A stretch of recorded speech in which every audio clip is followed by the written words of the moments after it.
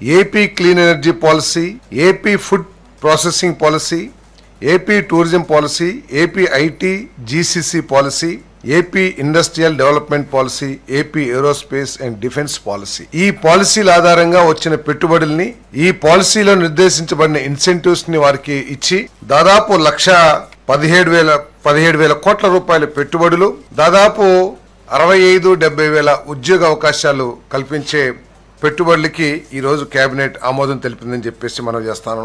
దానిలో యాక్మే ఊర్జా 1 లిమిటెడ్ అనంతపూర్ జిల్లాలో సోలార్ విద్యుత్ ప్రాజెక్టు 2,000 కోట్ల పెట్టుబడితో 400 మెగావాట్ల AC/580 megawatt DC power plant ని స్థాపించడానికి ఏదైతే ప్రతిపాదన చేసిందో ఎనర్జీ డిపార్ట్మెంట్ దాన్ని ఆమోదించడం జరిగిందని చెప్పేసి మనం చేస్తున్నాను.